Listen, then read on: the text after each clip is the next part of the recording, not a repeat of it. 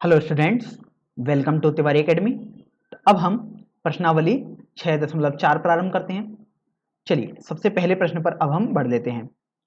इस प्रश्न में आप देखिए, आपको बोला गया है कि मान लीजिए त्रिभुज एबीसी समरूप है त्रिभुज डीईएफ के और इनके क्षेत्रफल क्रमशः 64 सेंटीमीटर स्क्वायर और 121 सेंटीमीटर स्क्वायर है।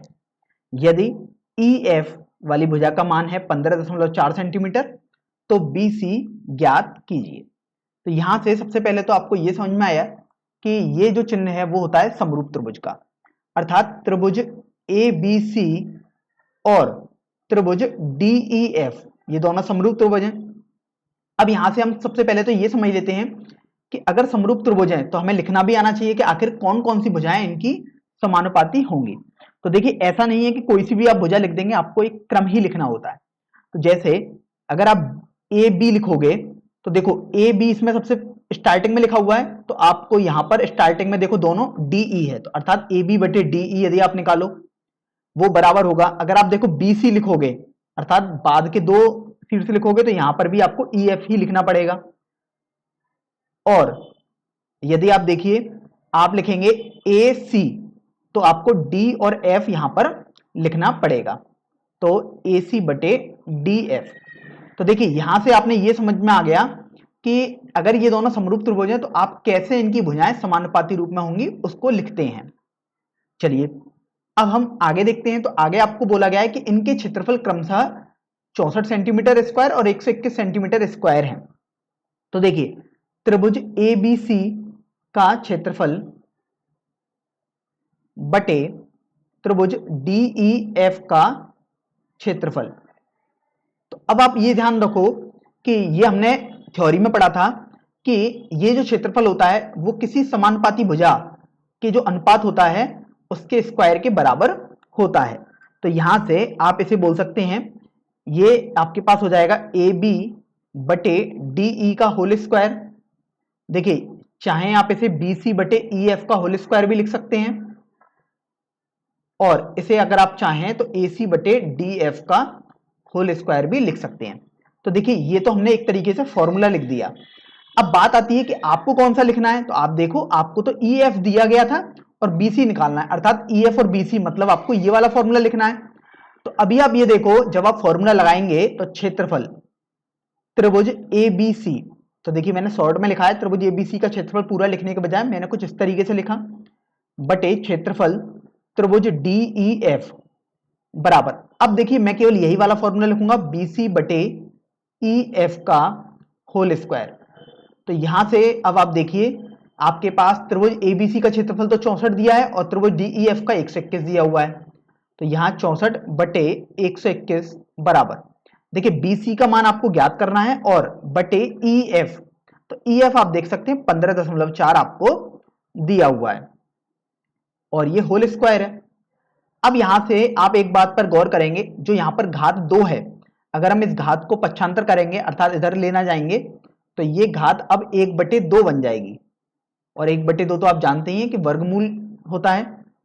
तो BC बटे 15.4, तो एक तरीके से 64 का वर्गमूल बटे 121 का वर्गमूल हुआ, और 64 का वर्गमूल आप जानते हैं ये आपके पास 8 के बराबर आ गया, बटे 121 का वर्गमूल 11 के बराबर आ गया, बराबर BC बटे 15.4।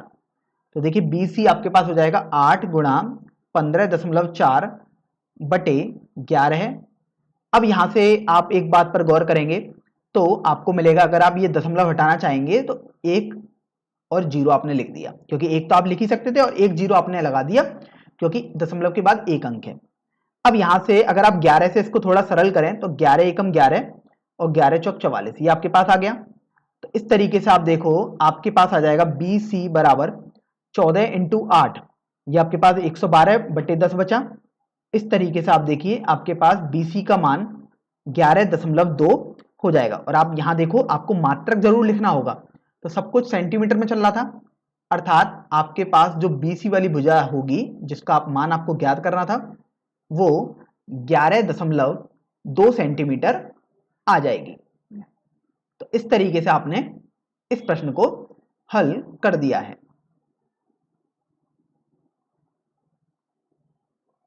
चलिए अब हम दूसरे प्रश्न पर आते हैं। इस प्रश्न में आपको बोला गया है कि एक समलंब ABCD जिसमें AB और DC समांतर हैं के विकर्ण परस्पर बिंदु O पर प्रतिच्छेद करते हैं। आगे आपको लिखा हुआ है कि यदि AB बराबर 2CD हो, अर्थात 2 गुणा CD भुजा की लंबाई हो, तो त्रिभुजों A और B और C और D के क्षेत्रफलों का अनुपात ज्ञात कीजिए। तो यहां से सबसे पहले तो आप देख सकते हैं कि आपने एक समलंब आपके पास बना हुआ है, अदरवाइज आपको बनाना आना चाहिए। तो एक समलंब आपने बनाया, ध्यान रखें ऐसा समलंब बनाना है जो AB और CD पैरेलल होने चाहिए, अर्थात समांतर होने चाहिए। फिर आपको बोला गया कि इनके विकर्ण तो O बिंदु पर प्रतिच्छेद कर रहे हैं, तो आपने इनके विकर्ण खींचेंगे तो O बिंदु पर आप प्रतिच्छेद करा देंगे उन्हें, अर्थात इस बिंदु का नाम आप O दे देंगे। अब यहां से आप सबसे पहले तो ये देखिए कि ये भले ही आपके पास चित्र दिया हुआ है, हम आपसे बोल रहे हैं कि आपको बनाना तो आना ही चाहिए, ये चित्र कैसे बनेगा। तो उसको मैंने आपको समझाया भी कि आप एक समलंब बनाएं और उसके विकर्ण बना दें आप। अब यहां से आप यदि गौर करेंगे तो आप पाएंगे कोण CAB बराबर कोण ACD के बराबर हो जाएगा। अर्थात मैं आपसे देखिए ये वाले कोण की बात कर रहा हूं, CAB मतलब ये वाला कोण, और ACD अर्थात ये वाला कोण, आप देखिए आपके पास ये बराबर हो जाएगा। और हम जान भी लेते हैं आखिर ये क्यों बराबर होगा, क्योंकि आप देखो कि AB और CD दो समांतर रेखाएं और AC एक तिर्यक रेखा है। तो आपने पढ़ा था कि दो समांतर रेखाएं, मैं देखिए उदाहरण के तौर पर आपको एक चित्र बना के दिखा देता हूं ताकि आपको थोड़ा रिकॉल हो जाए कि जो आपने पढ़ा था कि अगर दो समांतर रेखाओं को एक तिर्यक रेखा कट करती है तो ये कोण और ये कोण बराबर होते हैं, और इन कोणों को नाम यदि हम देना चाहें तो ये एकांतर कोण होते हैं। तो इसलिए आपने इन दोनों कोणों को बराबर कर दिया क्योंकि ये दोनों कोण एकांतर कोण थे।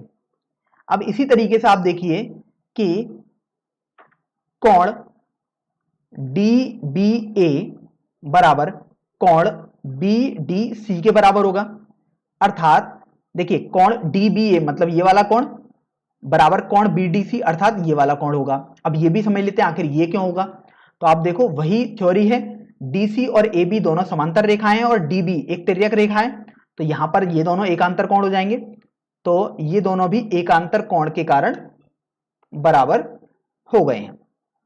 तीसरा, अब आप ये देखिए कि कोण AOB बराबर कोण COD होगा, क्योंकि आप देख सकते हो कोण AOB मतलब ये वाला कोण और कोण COD मतलब ये वाला कोण, और ये इसलिए होगा क्योंकि ये शीर्षाभिमुख कोण है। इसको हम समझ भी लेते हैं एक बार, जो आपने पढ़ा होगा रिकॉल कर लेते हैं एक बार। अगर दो लाइनें ऐसे एक दूसरे को प्रतिच्छेद कर रही हैं तो ये आमने सामने के कोण बराबर होते थे, इन्हीं को हम शीर्षाभिमुख कोण बोलते थे। तो यही हमने यहां पर बराबर कर दिया है। अब यहां से आपने देखा कि तीनों एंगल अर्थात तीनों कोण आपके पास बराबर हो गए। त्रिभुज AOB के तीनों कोण त्रिभुज COD के तीनों कोणों से बराबर हो गए, इसलिए AAA अर्थात एंगल एंगल एंगल, जिसको हम हिंदी में कोण कोण कोण समरूपता प्रमेय से आप बोल सकते हैं कि ये दोनों त्रिभुज आपके पास समरूप त्रिभुज हो जाएंगे।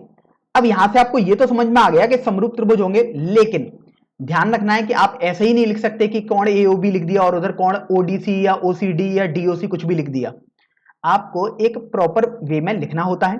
तो जैसे हमने देखिए पिछली प्रश्नावली में भी सीखा था, एक बार हम यहां पर और सीख लेते हैं इस नई प्रश्नावली में। अगर देखिए यहां पर सबसे पहला तो आप कोई भी लिख लीजिएगा, त्रिभुज AOB आपको लिखना है, आप AOB लिखें या BOA या ABO, सबसे स्टार्टिंग में तो आप कुछ भी लिख सकते हैं यहां पर। तो देखिए जैसे मैंने AOB लिख दिया, बराबर, सॉरी बराबर नहीं आएगा, अब चूंकि ये समरूप है तो समरूप का चिन्ह आएगा, अर्थात ये वाला चिन्ह कोण। अब चूंकि आपने एक त्रिभुज तो अपनी तरफ से लिख दिया, दूसरा त्रिभुज आपको इसके हिसाब से देखकर लिखना होता है। तो अब देखो कोण A यहां पर कोण C के बराबर है, आप देख सकते हैं। तो अब आप कोण A, चूंकि A पहले लिखा है तो यहां पर C पहले लिख देंगे। फिर आपने देखा कि O और ये वाला O बराबर थे कोण में, तो आपने O बीच में लिखा था तो आपने भी बीच में लिख दिया। अब यहां से आप देखो कोण B जो था वो कोण D के बराबर आया था, तो इस वाले त्रिभुज में आप कोण D बाद में लिख देंगे। तो इस तरीके से आपको समझ में आ गया कि त्रिभुज AOB और त्रिभुज COD समरूप हो गए हैं। चलिए, अब आपसे तो बोला गया त्रिभुज AOB और COD के क्षेत्रफलों का अनुपात ज्ञात करिए। तो त्रिभुज AOB का क्षेत्रफल बटे क्षेत्रफल त्रिभुज COD। तो यहां से अभी आप ये ध्यान रखें, अगर दो समरूप त्रिभुज हैं और उनके क्षेत्रफलों का अनुपात बोला जाए तो उनकी जो अनुरूप भुजाएं होती हैं उनके अनुपात के वर्ग के बराबर ये होता है। अर्थात जैसे आप देख सकते हो, इसे लिख सकते हो AO बटे CO का होल स्क्वायर बराबर, अगर आप AB लेते हैं तो इधर आपको CD लेना पड़ेगा। तो देखिए, जैसे AB बटे CD का वर्ग, या होल स्क्वायर भी बोल सकते हैं वर्ग को तो अंग्रेजी में। और आप देखो, यदि आप OB लेते हैं तो इधर आपको OD लेना पड़ेगा, तो OB बटे OD का वर्ग। अब ये तो बेसिकली आपने एक फॉर्मूला बना लिया इस प्रश्न के लिए, लेकिन आप देखो यहां पर तो आपको AB बराबर 2CD दिया हुआ है, अर्थात AB और CD वाली भुजाओं में अनुपात दिया हुआ है। तो अब आप जब फॉर्मूला लिखेंगे तो AB बटे CD का होल स्क्वायर, आप ये वाला फॉर्मूला केवल लगाएंगे। तो अभी आप देखिए, यहां से आपके पास आ जाएगा क्षेत्रफल त्रिभुज AOB बटे क्षेत्रफल त्रिभुज COD बराबर AB बटे CD का होल स्क्वायर। तो आप देखो, AB आपके पास दिया हुआ है 2CD के बराबर, तो यहां से चूंकि AB बराबर 2 गुणा CD के बराबर है, तो अभी आप देखो AB का मान 2CD आप यहां पर लगा दोगे तो ये आ गया 2CD बटे CD का होल स्क्वायर। तो देखिए, CD से CD कैंसिल हो गया, तो आपके पास ये 4 बटे 1 आपके पास आ जाएगा, क्योंकि हर में यदि कुछ भी नहीं लिखा होता है तो आप 1 मान लेते हैं उसे। तो इस तरीके से आपने अनुपात देखा जो कि आपके पास 4:1 के बराबर आ गया है। तो यही आपका उत्तर भी हो जाएगा। चलिए, अब हम प्रश्न संख्या 3 पर आते हैं।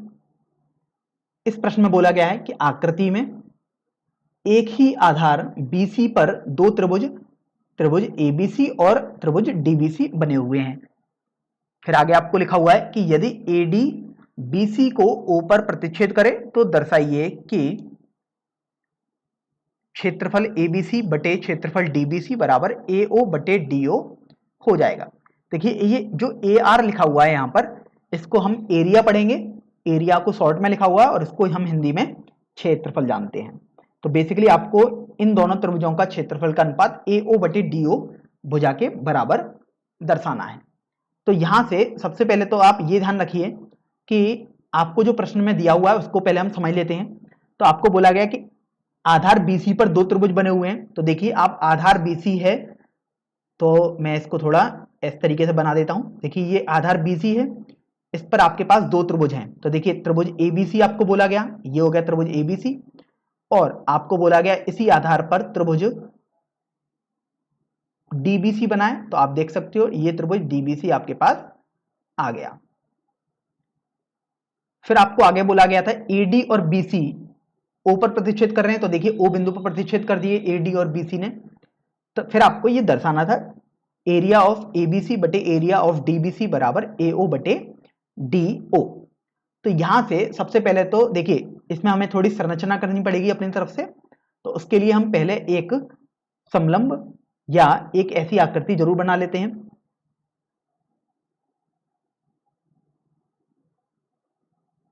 तो देखिए, आपके पास कुछ इस तरीके से ये दिया हुआ है।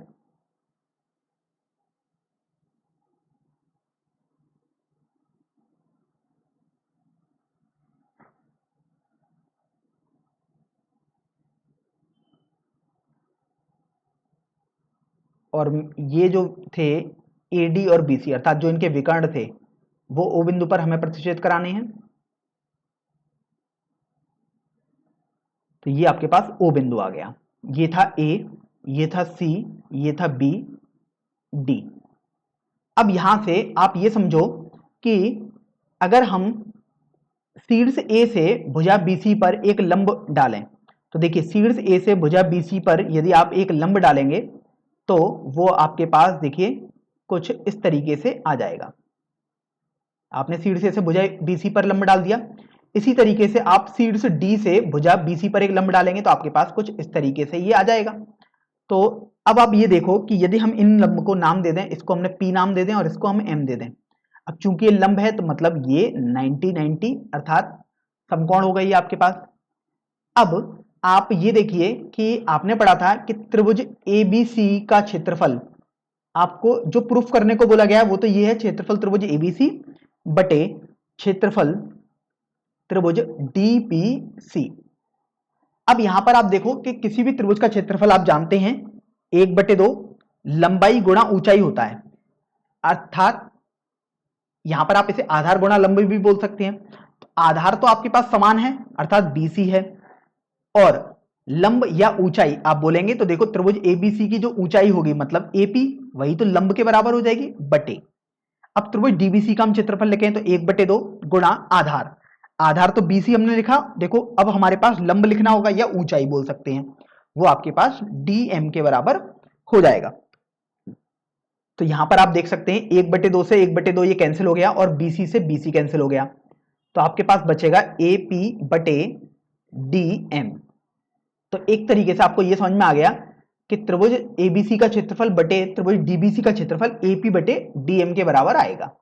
लेकिन आप देखो आपको यह सिद्ध तो करना था इनका क्षेत्रफल का अनुपात, लेकिन वो एओ बटे डीओ के बराबर सिद्ध करना था, लेकिन आपका तो एपी बटे डीएम आया है। चलिए फिर हम आगे देखेंगे कि आखिर हम एपी बटे डीएम को एओ बटे डीओ कैसे लिख सकते हैं। तो अब आपको उसके लिए ये थोड़ा समझना पड़ेगा।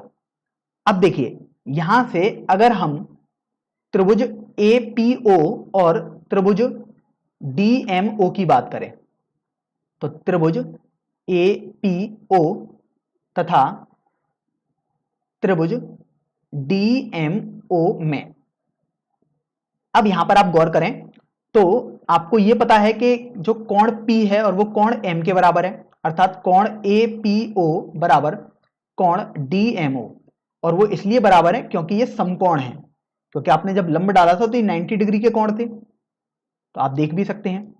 इसी तरीके से आप देखिए कि जो इधर ये कोण बनेगा वही कोण इसके बराबर हो जाएगा क्योंकि ये शीर्षाभिमुख कोण है। तो आपने देखा कि कोण AOP बराबर कोण DOM, और ये इसलिए बराबर हुए हैं क्योंकि ये शीर्षाभिमुख कोण आपके पास हैं। चलिए आपने ये भी देख लिया। अब यहां से आप ये देखो कि आपने इस त्रिभुज के दो कोणों को तो आपस में बराबर कर दिया है, तो अब देखिए बचे हुए कोण आपके पास ये कोण बचा और एक ये कोण बचा, तो ये भी कोण भी तो आपके पास बराबर ही होगा। तो यहां से अगर आप लिखना चाहें तो लिख सकते हैं, अदरवाइज कोई जरूरत भी नहीं है, क्योंकि देखिए अगर किसी त्रिभुज के दो कोण आपस में बराबर हो गए तो इसका मतलब तीसरा कोण भी दूसरे त्रिभुज के तीसरे कोण के बराबर हो जाएगा। तो यहां से आप लिख सकते हैं OAP बराबर त्रिभुज कोण ODM, क्योंकि बचा हुआ तीसरा कोण था। तो आपने देखा यहां पर तीनों कोण बराबर हो गए, अर्थात AAA या कोण कोण कोण समरूपता प्रमेय से। अब आपको कोण कोण कोण समरूपता प्रमेय तो पता ही है कि अगर ऐसा किसी दो त्रिभुजों में दिख जाए तो आप बोलते हैं कि दोनों त्रिभुज समरूप हो जाते हैं, लेकिन ध्यान रखें उनको यदि आप लिखेंगे तो एक ऑर्डर में ही होने चाहिए। तो देखिए पहला त्रिभुज तो आप कैसे भी जैसा मन चाहे वैसा लिखें, जैसे मान लीजिएगा हमने APO लिख दिया, अब ये समरूप त्रिभुज। अब यहां ये ध्यान दो कि आखिर ए कोण किस कोण के बराबर है त्रिभुज DMO में, तो देखो कोण A कोण D के बराबर है, तो पहले A लिखा है तो कोण D यहां पर आपने पहले लिख दिया। इसी तरीके से देखो P किसके बराबर था, P देखो ये वाला कोण मतलब देखो M के बराबर है तो यहां आपने M लिख दिया। देखिए अब O, तो O देखिए कोण किसके बराबर है, O के बराबर अर्थात DMO लिख दिया।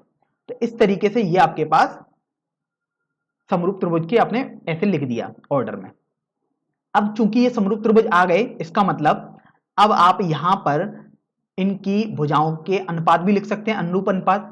तो देखिए अब यहां से लिखेंगे AP बटे DM बराबर, तो देखिए AP तो इधर DM लिया, अब यहां से देखो PO यदि लिया तो आप MO लिख दोगे, और यदि AO लिया तो आप DO लिख दोगे। तो अभी आप एक बात पर गौर करेंगे कि AP बटे DM बराबर AO बटे DO आ गया, इसको आप समीकरण संख्या 2 मान लीजिएगा। अब आप देखो कि समीकरण संख्या 1 में हमने AP बटे DM के बराबर क्षेत्रफल निकाला था, अब AP बटे DM को आप AO बटे DO लिख सकते हैं। तो अभी आप देखिए यहां लिखोगे आप समीकरण 1 व 2 से क्षेत्रफल त्रिभुज ABC बटे क्षेत्रफल त्रिभुज, यहां पर आप देखिए जो दूसरा त्रिभुज था आपके पास वो DBC है, बराबर देखिए AP बटे DM दिया था लेकिन AP बटे DM को हमने AO बटे DO लिखा है क्योंकि AP बटे DM बराबर है AO बटे DO के। देखिए ये इसके भी बराबर है लेकिन आप देख सकते हैं यहां पर जो आपको सिद्ध करना है वहां AO बटे DO लिखा है, इसलिए हमने AO बटे DO वहां पर लिया है। तो इस तरीके से आपने देखा कि हमने इसको भी सिद्ध कर दिया है।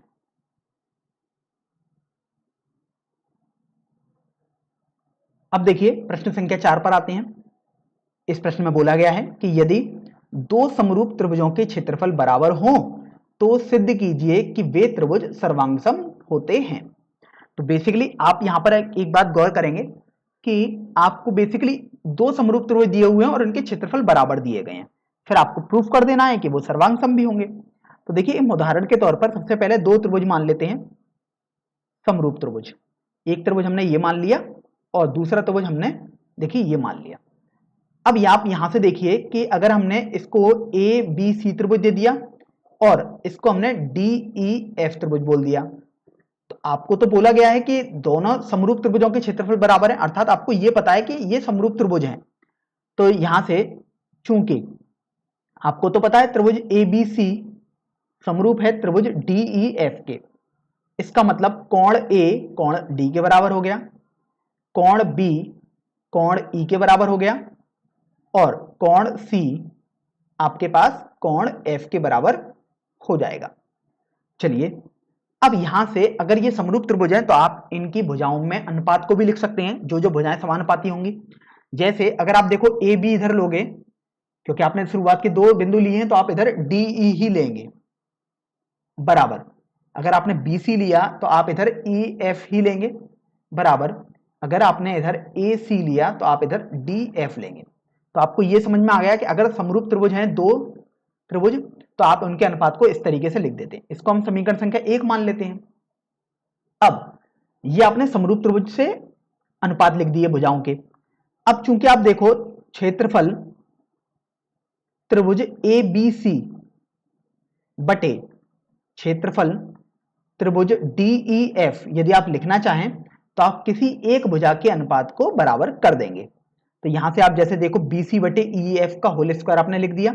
आप लिखने को ये और ये भी लिख सकते हैं, वो आप पर निर्भर करता है, मैंने जैसे ये लिख दिया है।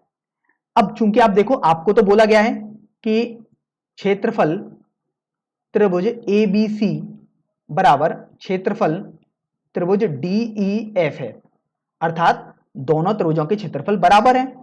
तो अभी आप देखो कि आपके पास चूंकि ये दोनों बराबर हैं इसलिए ये दोनों कैंसिल हो जाएंगे, तो आपने इनको एक तरीके से कैंसिल कर दिया। तो एक बराबर BC बटे EF का होल स्क्वायर आ गया। तो ये होल स्क्वायर है, अगर आप इसको हटाएंगे तो 1 की पावर 1/2 आ जाएगा बाएं पक्ष में, अर्थात 1 ही बचेगा।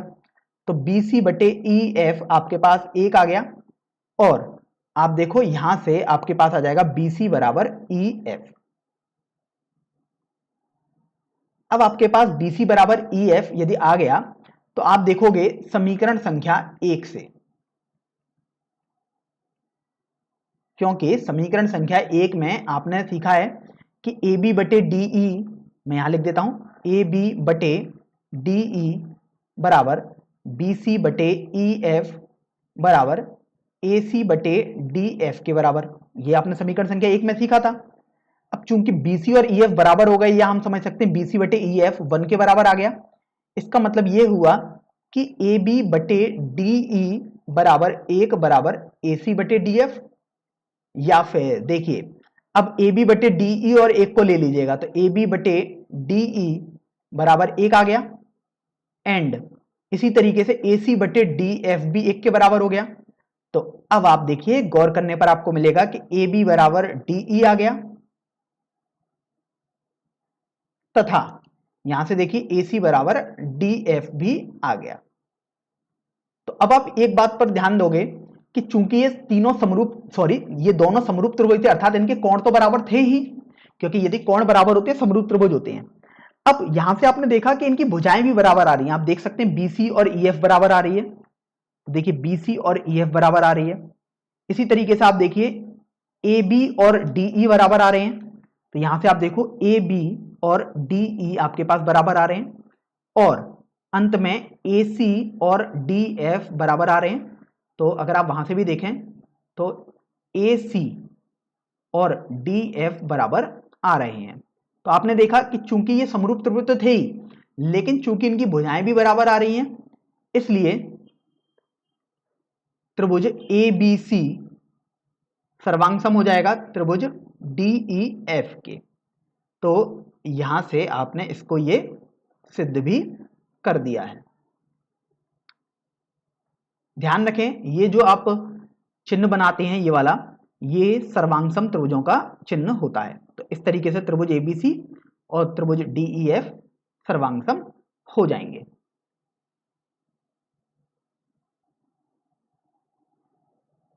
पांचवें प्रश्न को यदि पढ़ें तो उसमें आपको दिया हुआ है कि एक त्रिभुज ABC की भुजाओं AB, BC और CA के मध्य बिंदु क्रमशः D, E और F हैं। फिर आगे आपको लिखा हुआ है कि त्रिभुज DEF और त्रिभुज ABC के क्षेत्रफलों का अनुपात ज्ञात कीजिए।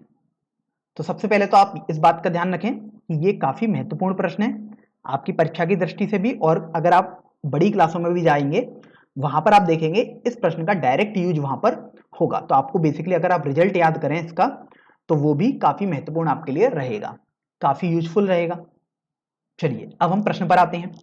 तो प्रश्न में आपको बोला गया कि त्रिभुज AB, BC और CA के मध्य बिंदु, तो देखिए AB का मध्य बिंदु यहां पर D दिया, BC और CA के मध्य बिंदु E तथा F है, तो BC का मध्य बिंदु E दिया है और CA का मध्य बिंदु आपके पास F दिया हुआ है।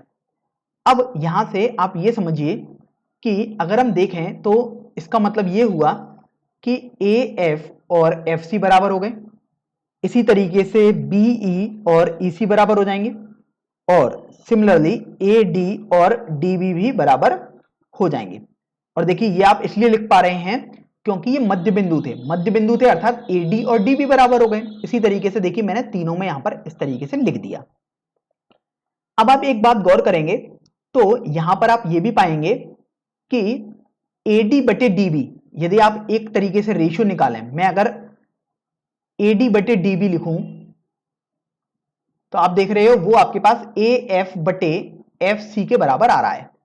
आपको समझाने के लिए देखिए मैं यहां पर एक बना देता हूं पीली लाइन से, AD बटे DB, और ये आपके पास आ रहा है AF बटे FC। तो आप बोल सकते हैं कि आधारभूत समानुपातिकता प्रमेय के हिसाब से जो DF वाली भुजा होगी वो BC वाली भुजा के समांतर हो जाएगी। तो देखिए DF वाली भुजा BC वाली भुजा के समांतर हो जाएगी। तो यहां से आपने बोला कि चूंकि ये आपके पास बराबर थे, और ये तो आपको इसलिए समझ में आ गया बराबर थे क्योंकि ये मध्य बिंदु थे, इसलिए देखो हमने लिख ही लिए हैं पहले। तो इसलिए अब आप बोलेंगे कि DF वाली भुजा BC वाली भुजा के समांतर हो जाएगी। सिमिलरली यदि आप देखें, अगर मैं इसको यहां पर एक भाग बना दूं तो आप देखो अब दूसरे तरीके से हम सोचते हैं। अब आप ये देखो कि BE बटे EC, आप देख सकते हो BE और EC बराबर है, तो BE बटे EC एक आया, और ये आपके पास BD बटे DA के बराबर है। और ऐसा क्यों? तो देखिए BE बटे EC देखो BD बटे DA के बराबर, और ऐसा इसलिए है क्योंकि BD और DA भी बराबर है, आप देख सकते हैं यहां पर, क्योंकि D मध्य बिंदु था उनका। तो चूंकि ये भी आपके पास बराबर आया है, इसलिए अब आप यहां से देखोगे तो ये आपके पास बताएगा कि DE वाले जो भुजा है वो AC वाले भुजा के समांतर हो जाएगा।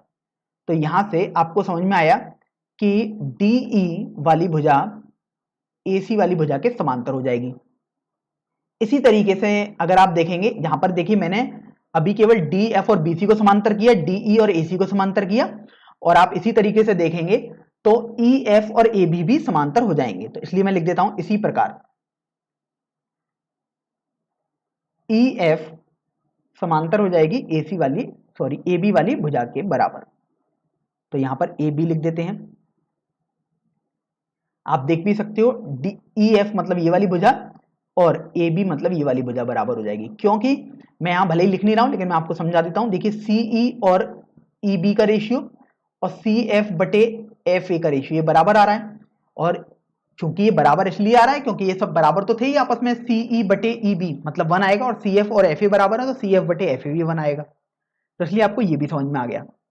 अब आप यहां पर एक बात गौर करेंगे, तो अगर हमसे बोला गया है यहां पर त्रिभुज डीईएफ और त्रिभुज एबीसी के लिए बात की गई है, तो अब आप यहां से ये देखो कि जो डीई वाली भुजा है वो आपके पास एएफ वाली भुजा के समांतर हो जाएगा, क्योंकि देखिए जो डीई अगर समांतर है एसी के, तो एसी वाली भुजा और एएफ वाली भुजा ये तो दोनों समान ही है, तो इसलिए आप बोल सकते हैं कि डीई वाली भुजा एएफ के समांतर हो गई। इसी तरीके से आप देखो डीएफ वाली भुजा, आप देख सकते हैं डीएफ ये वाली भुजा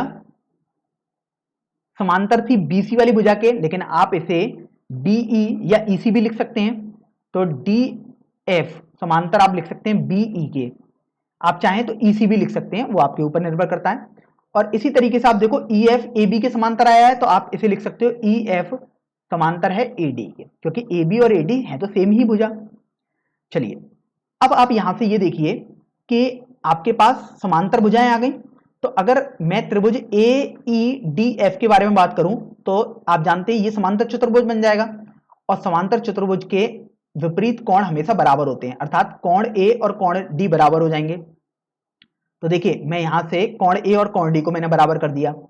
इसी तरीके से आप देखिए यहां पर मैं यदि डी ई सी एफ एक चतुर्भुज बनाऊं तो ये समांतर चतुर्भुज आएगा, और इसमें आप देखो ये वाला कोण डी कोण सी के बराबर हो जाएगा, क्योंकि विपरीत कोण है एक दूसरे के।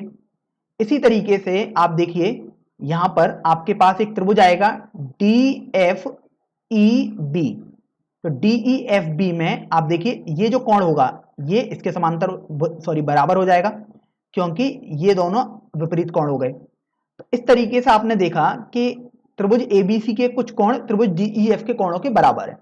अब लेकिन यहां पर हमको समझना भी होगा कि आखिर कौन कौन से कोण बराबर हैं। तो त्रिभुज एबीसी तथा त्रिभुज डीईएफ में, तो यहां पर तो आप कैसे भी त्रिभुजों के नाम लिख सकते हैं, तो मैंने त्रिभुज एबीसी और त्रिभुज डीईएफ लिख दिया। अब आप एक बात पर गौर करेंगे कि जो कोण ए है वो कोण ई के बराबर आ रहा है, आप देख सकते हैं। तो यहां से देखिए कोण ए बराबर कोण ई आया है। फिर आप देखेंगे कि जो कोण बी है वो कोण एफ के बराबर आया है, तो आप लिखेंगे कोण बी बराबर कोण एफ। और इसी तरीके से आप देखिए जो कोण डी है वो कोण सी के बराबर आया है, तो आप इधर कोण सी लिख देते हैं तो इधर कोण डी लिख देते हैं। तो आपको देखो ये तीनों कोण बराबर हो गए, अर्थात कोण कोण कोण संरचना से, अर्थात ए समरूपता से। अब इस समरूपता का यदि आप यूज करें तो आप लिख सकते हैं कि त्रिभुज ए बी सी, देखिए यहां पर तो कैसा भी त्रिभुज लिख दिया, सबसे पहला जो लिखते हैं आप, अब ये समरूप हो जाएगा। अब आपको ध्यान रखना है कि कौन कौन से पॉइंट पहले बाद में कैसे आएंगे। तो देखिए कोण ए किस कोण के बराबर था, ई के बराबर था, तो आप यहां पर कोण ई लिखेंगे। कोण बी देखिए बीच में लिखा हुआ, और कोण बी कोण एफ के बराबर है, तो ये एफ आप लिख दोगे। सी अंत में लिखा है और सी डी के बराबर है, तो ई एफ डी आप यहां से लिख देंगे। तो इस तरीके से आपको यह समझ में आ गया कि कोण एबीसी और कोण ई एफ डी बराबर हो जाएंगे। चलिए अब यहां से आपको जो सिद्ध करना था उसको देख लेते हैं। आपको सिद्ध करना था त्रिभुज डीईएफ का क्षेत्रफल बटे क्षेत्रफल त्रिभुज एबीसी।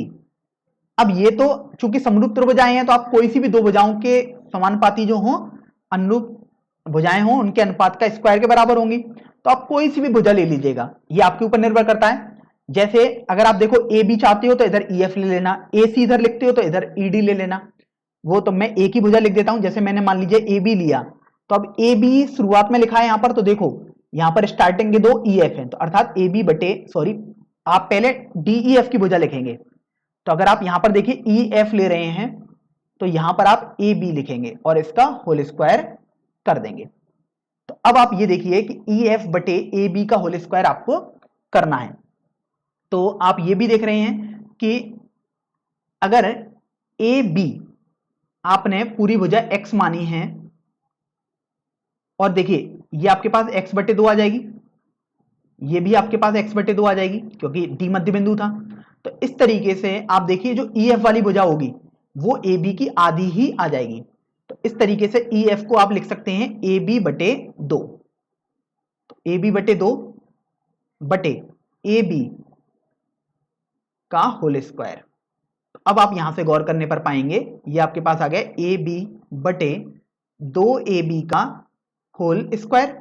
तो देखिए यहां से ए बी कैंसिल हो जाएगा, तो ये 1/2 का होल स्क्वायर बचा, जिसको आप ध्यान रख सकते हैं ये आपके पास 1/4 के बराबर आ जाएगा।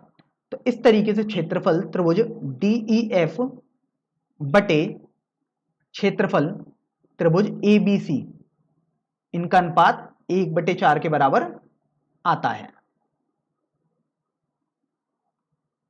तो यहां से हमने आपको बताया था कि आप इस जो परिणाम आपके पास आया है इसको याद रखें तो ज्यादा बेहतर रहेगा, क्योंकि कुछ कॉम्पिटिटिव या प्रयोगात्मक परीक्षाओं में जो ऐसी परीक्षाएं होती हैं, कॉम्पिटिटिव परीक्षाएं, उनमें ऐसे सवाल डायरेक्ट पूछ लिए जाते हैं। तो अगर आपको डायरेक्ट याद होगा तो आप आसानी से बता सकते हैं।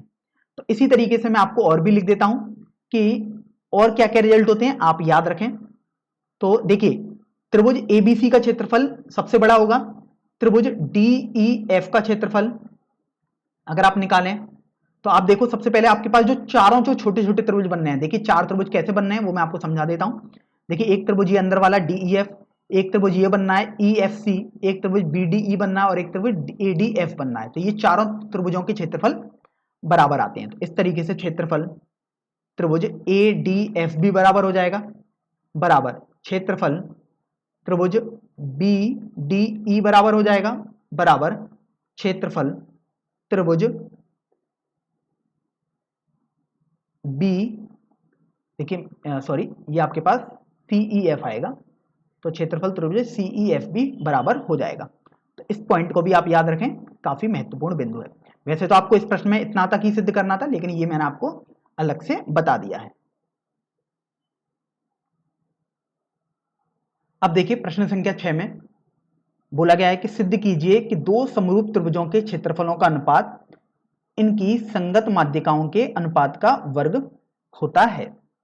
तो आप ये देखिए कि आपको दो समरूप त्रिभुज बेसिकली दिए हुए हैं स्टार्टिंग में, आपको इनके क्षेत्रफलों का अनुपात संगत माध्यिकाओं के अनुपात का वर्ग सिद्ध करना है। तो यहां से सबसे पहले आप देखो कि आपने दो त्रिभुज बनाए हैं, त्रिभुज एबीसी और त्रिभुज पीक्यूआर। तो इनको बनाने में कुछ भी नहीं है, अगर आपको ये चित्र नहीं भी दिए जाए तब भी आप केवल दो फिगर ऐसे बना देंगे त्रिभुज। तो त्रिभुज ए बी सी और त्रिभुज पी क्यू आर आपको दे दिए गए हैं कि ये समरूप हैं। अब यहां पर बात आती है कि हमें कैसे पता लगेगा। तो आप देखिए आपको यहां पर साफ साफ बोला गया है कि दो समरूप त्रिभुज, अर्थात ये आपको पहले ही बोल दिया गया है कि समरूप त्रिभुज हैं आपके पास दो। अब आप यहां से देखिए कि अगर ये दोनों समरूप त्रिभुज हैं, अर्थात जो कोण ए होगा वो कोण पी के बराबर हो जाएगा, कोण बी कोण क्यू के बराबर हो जाएगा और कोण सी कोण आर के बराबर हो जाएगा। तो देखिए मैं यहां पर भी बना देता हूं, कोण बी कोण क्यू के बराबर हो गया, कोण ए कोण पी के बराबर हो गया ये पूरा, और कोण सी आप देख सकते हैं ये कोण आर के बराबर हो जाएगा। फिर हम अब देखें कि तो ये चूंकि समरूप त्रिभुज हैं तो इनके क्षेत्रफलों का अनुपात तो इनकी समानुपाती भुजाओं के अनुपात के बराबर होगा। तो आप यहां से देखो कि ए बी बटे पी क्यू बराबर बी सी बटे क्यू आर बराबर ए आर बटे ए सी बटे पी आर के बराबर होगा, क्योंकि अभी देखिए मैंने भुजाओं का अनुपात लिख दिया है। तो इस तरीके से समीकरण संख्या 1 आ गया। अब आप देखो कि आपको क्षेत्रफलों का अनुपात सिद्ध करना था, तो सबसे पहले तो हम क्षेत्रफलों का अनुपात लिख देते हैं। तो क्षेत्रफल त्रिभुज ए बी सी बटे क्षेत्रफल त्रिभुज पी क्यू आर। तो देखिए ये आपके पास हो जाएगा ए बी बटे पी क्यू का होल स्क्वायर, आपने यही तो सीखा है, बराबर बी सी बटे क्यू आर का होल स्क्वायर, मतलब अनुपात के वर्ग के बराबर होते थे ये, ए सी बटे पी आर का वर्ग। आप इसको समीकरण संख्या 2 मान लीजिएगा। अब आप ये देखो, आपको तो सिद्ध करना है माध्यिकाओं के अनुपात का वर्ग, अर्थात माध्यिका तो एडी और पीएस होनी चाहिए, लेकिन यहां तो एडीपीएस है ही नहीं, तो यहां पर अब आपको कुछ और सोचना पड़ेगा। तो आप एक बात गौर करेंगे, चूंकि अब देखो संगत माध्यिकाएं बोली हैं, संगत माध्यिका का मतलब ये है यदि आप इधर ए बिंदु से माध्यिका खींच रहे हैं तो इधर पी से ही खींचेंगे, क्योंकि कोण ए और कोण पी बराबर है, अर्थात ए पी की तरह काम करेगा, बी क्यू की तरह काम करेगा और सी आर की तरह काम करेगा।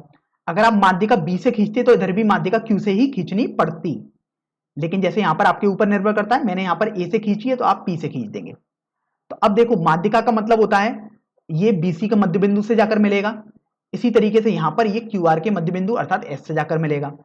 तो आपको समझ में आएगा, चूंकि बी डी बराबर डी सी हो गया, और ये बराबर तो हैं लेकिन इसमें भी आपको ध्यान रखना है ये 1/2 बीसी के बराबर हो जाएंगे, क्योंकि ये बीसी वाली भुजा का आधा ही तो होगा। इसी तरीके से आप देखोगे क्यू एस और एस आर बराबर आ गए, और ये आपस में भी 1/2 क्यू आर वाली भुजा के बराबर ही आएंगे। चलिए इतना भी हमको समझ में आ गया। अब आप यहां से एक बात ध्यान रखें कि अगर हम त्रिभुज ए बी डी और त्रिभुज पी क्यू एस को ले लें, तो त्रिभुज ए बी डी तथा त्रिभुज पी क्यू एस में अब हम इनमें देखें तो आप देख रहे हैं जो कोण बी है वो तो कोण क्यू के बराबर रहेगा ही रहेगा, कोण बी कोण क्यू के बराबर है, क्योंकि ये तो आपको पता ही था। अब आप इसमें एक गलती ये ना कर दें कि आप तुरंत ना ऐसा ना बोल दें कोण ए कोण पी के बराबर रहेगा, क्योंकि अब आपको ए बी डी में ये है कोण ए और पी क्यू एस में कोण पी ये है, तो अभी आपको ये नहीं पता ये बराबर है या नहीं। आपको पूरा कोण तो पता था ए और पी बराबर है, लेकिन ये कोण आपको नहीं पता है कि बराबर है या नहीं। तो अब आप यहां से देखिए कि ए बी बटे पी क्यू,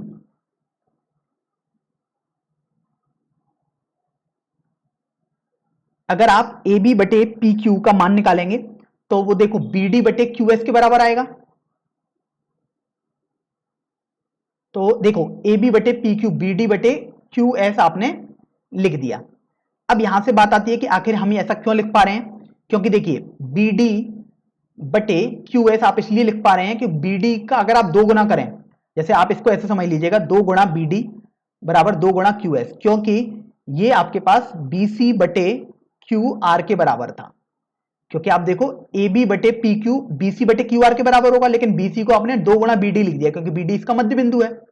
इसी तरीके से आपने क्यू एस को क्यू आर का आधा अर्थात या क्यू आर को क्यू एस का 2 गुना लिख दिया। तो इस तरीके से आपने देखा कि आपके पास तो ए बी बटे पी क्यू बराबर बी डी बटे क्यू एस बराबर बी सी बटे क्यू आर भी आ गया। तो बेसिकली अगर आप इसको हटा भी दें, क्योंकि अभी तो हम दोनों त्रिभुजों में बात कर रहे थे, त्रिभुज एबीडी और त्रिभुज पीक्यूएस में, तो देखो ये तो कोण बराबर हो गया, और आप यहां पर देख पा रहे हैं ये आपके पास भुजाओं का अनुपात बराबर आ रहा है, इसलिए साइड एंगल साइड अर्थात भुजा कोण भुजा समरूपता से।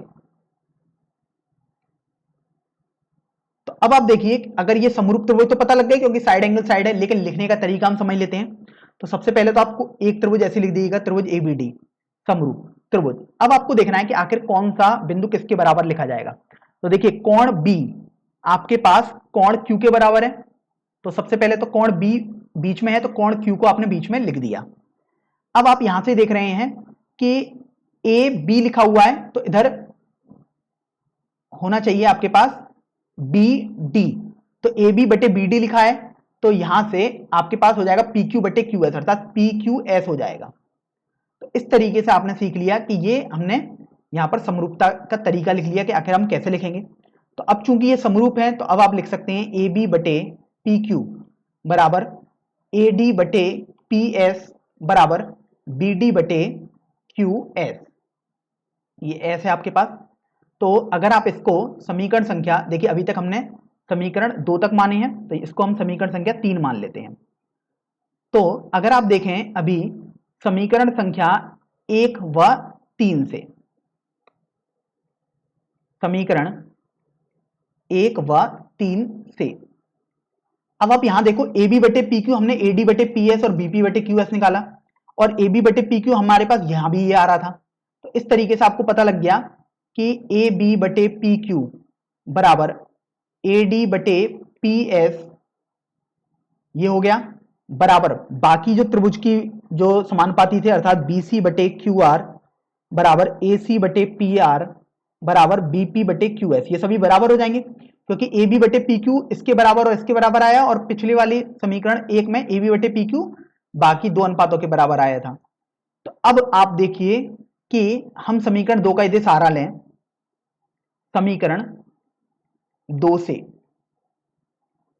क्षेत्रफल त्रिभुज ABC बटे क्षेत्रफल त्रिभुज PQR, तो अभी आप गौर करने पर पाएंगे कि ABC और PQR का क्षेत्रफल समीकरण 2 से आपने लिखा था AB बटे PQ के होल स्क्वायर या BC बटे QR के होल स्क्वायर या AC बटे PR के होल स्क्वायर के बराबर। तो अगर आप देखो जैसे AB बटे PQ का होल स्क्वायर ही ले लेते, वैसे आप कोई सा भी ले सकते हैं वैसे तो AB बटे PQ का होल स्क्वायर तो AD बटे PS के होल स्क्वायर के बराबर आ जाएगा, क्योंकि AB बटे PQ AD बटे PS के बराबर है। तो इस तरीके से अब आप AB बटे PQ का होल स्क्वायर आपके पास था समीकरण 2 में, तो AB बटे PQ को आपने लिख दिया AD बटे PS का होल स्क्वायर। तो देखिए यहां से आप इसे लिख सकते हैं क्षेत्रफल त्रिभुज ABC बटे क्षेत्रफल त्रिभुज PQR का जो ये अनुपात है वो AD बटे PS के वर्ग के बराबर आ जाएगा। और आप यदि गौर करेंगे तो देखिए AD आपके पास माध्यिका ही है और PS ये भी आपके पास माध्यिका ही है, तो इस तरीके से आपने सिद्ध कर दिया संगत माध्यिकाओं का अनुपात अगर हम निकालें तो उसके वर्ग के बराबर ये आपके पास आ जाएगा। तो इस तरीके से आपने इस वाले प्रश्न को भी हल कर दिया है।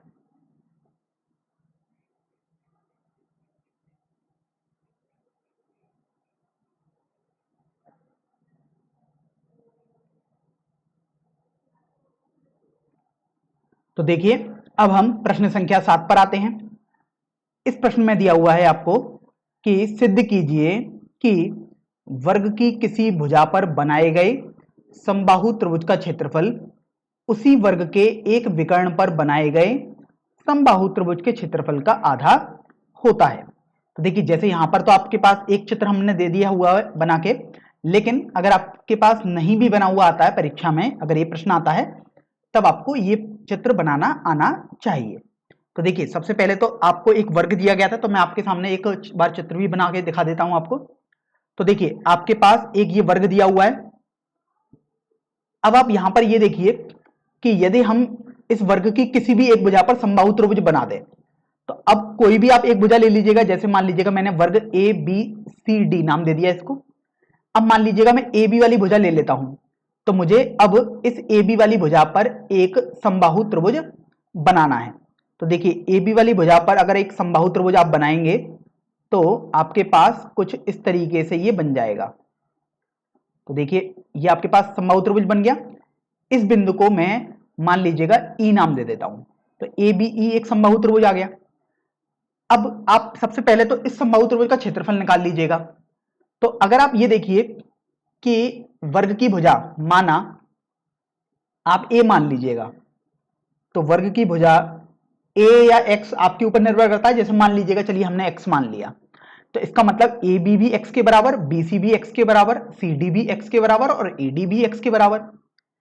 अब आप ये जानते हैं कि आपने देखिए छोटी क्लासों में पढ़ा है कि समबाहु त्रिभुज का क्षेत्रफल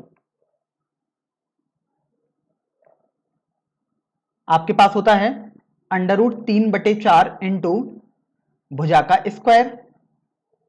तो अभी आप ये देखो कि ये आ जाएगा √3/4। अब भुजा आपके पास, अगर आपने AEB समबाहु त्रिभुज बनाया है तो भुजा तो आपके पास X ही रहेगी, तो ये तीनों भुजाएं बराबर हो जाएंगी, तो समबाहु त्रिभुज इसलिए ऐसा हो गया, तो X का स्क्वायर लिख देंगे।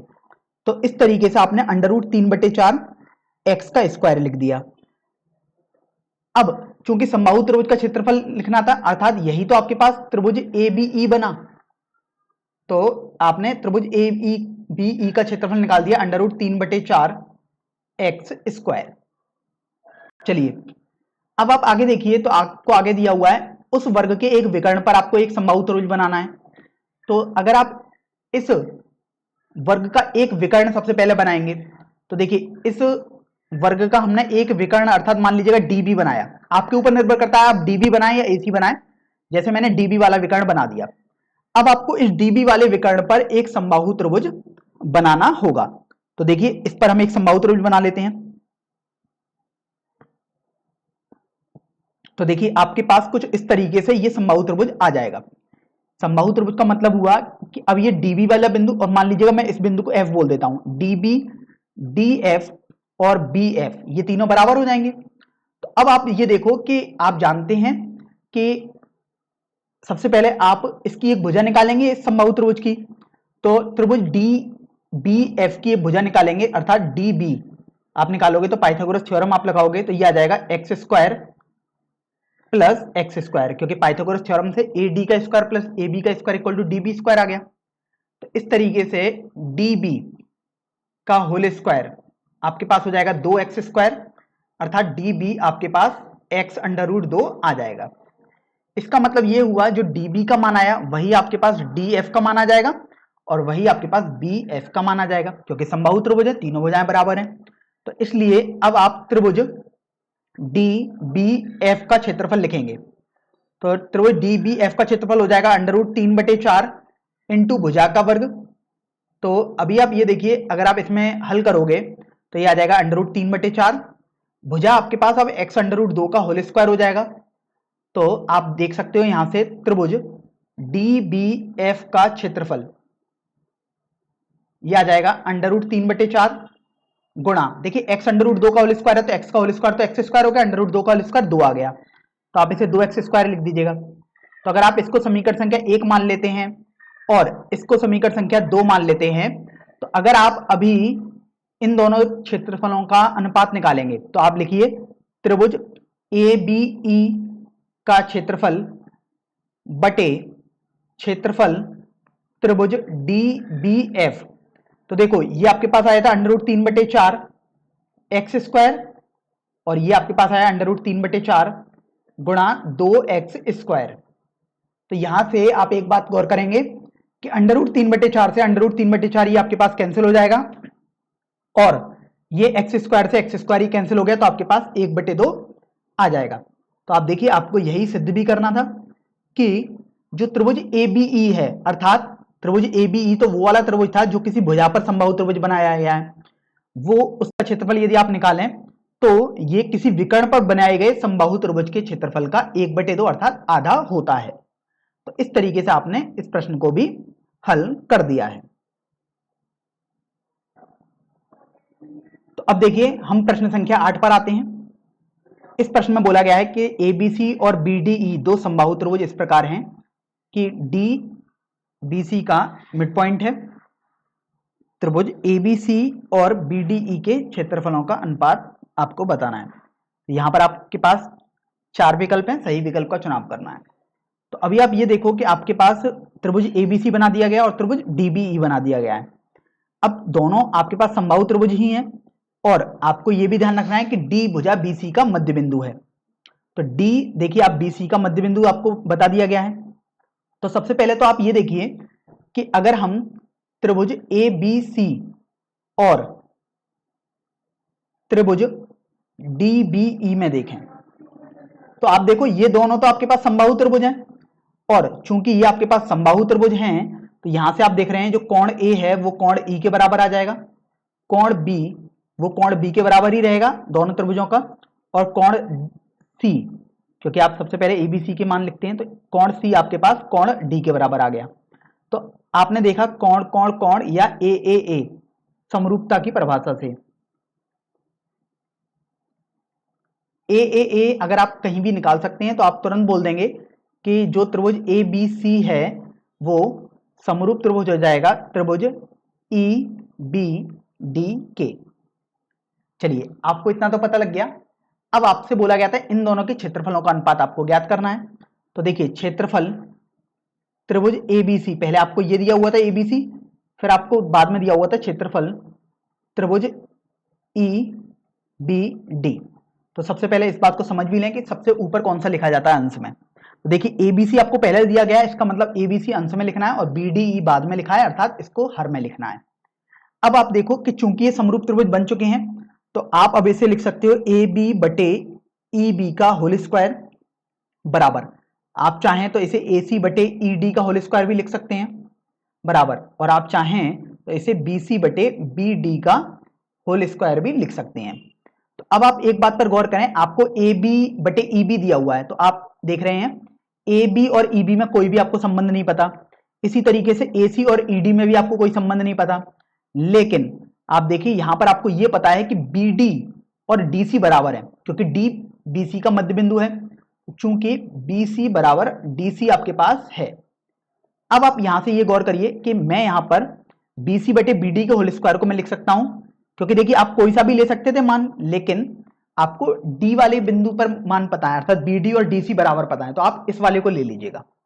तो यह आ जाएगा क्षेत्रफल त्रिभुज ए बी सी बटे क्षेत्रफल त्रिभुज ई बी डी।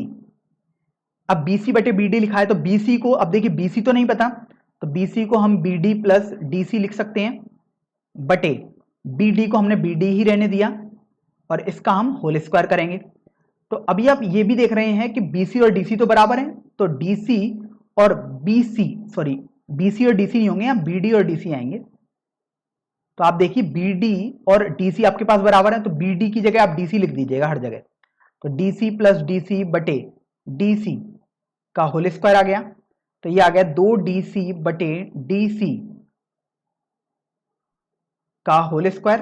तो देखिए डीसी से डीसी आपके पास ये कैंसिल हुआ, तो ये आपके पास आ जाएगा 2 का होल स्क्वायर बटे, हर में कुछ भी नहीं है तो आप 1 लिख सकते हैं।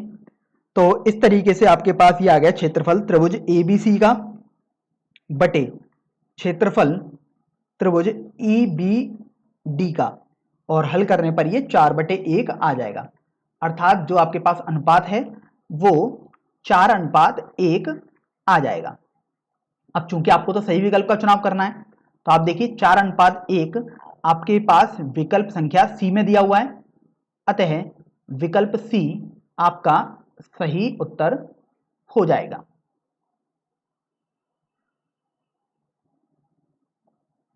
तो देखिए अब हम प्रश्नावली 6.4 का सबसे अंतिम प्रश्न अर्थात प्रश्न संख्या 9 हल करेंगे। चलिए इस प्रश्न को एक बार पढ़ लेते हैं। यहां पर आपको बोला गया है कि दो समरूप त्रिभुजों की भुजाएं 4:9 के अनुपात में हैं, इन त्रिभुजों के क्षेत्रफलों का अनुपात है। आप देख रहे हैं आपके पास यहां पर 4 विकल्प दिए हुए हैं, ए बी सी तथा डी, और आपको सही विकल्प का चुनाव करना है। तो सबसे पहले तो आप ये देखिए कि दो समरूप त्रिभुज आपको दिए हुए हैं और उनका भुजाओं के अनुपात दिए हुए हैं 4:9। अब आपको उनके क्षेत्रफलों का अनुपात निकालना है। तो आप जानते हैं फॉर्मूले से कि समरूप त्रिभुज के क्षेत्रफलों का अनुपात, ये आपके पास होता है, उनकी भुजाओं का अनुपात निकालिए और उसका वर्ग कर दीजिएगा। आप लिख सकते हो इसलिए भुजाओं का अनुपात का वर्ग। तो अब यहां पर आप देखो 3 भुजाएं होंगी दोनों त्रिभुजों में, तो आप 2 आनुपातिक भुजाओं का पहले अनुपात निकालेंगे और फिर उनका वर्ग करेंगे, तो वही अनुपात आपको दिया हुआ है 4:9। तो आप इसे 4/9 का होल स्क्वायर लिख सकते हैं, क्योंकि भुजाओं का अनुपात 4/9 और ये होल स्क्वायर था, तो आपने पावर 2 चढ़ा दी यहां पर। तो जब आप इसे हल करेंगे तो आपके पास 16/81 आ जाएगा। इसका मतलब ये हुआ कि उन दोनों समरूप त्रिभुजों के क्षेत्रफलों का अनुपात 16/81 होगा, जिनकी भुजाएं 4:9 के अनुपात में हो जाएंगी। लेकिन आप देखिए आपको तो सही विकल्प का चुनाव करना था, तो 16/81 आपके पास आप देख सकते हैं विकल्प डी में आ रहा है, अतः विकल्प डी आपका सही उत्तर हो जाएगा।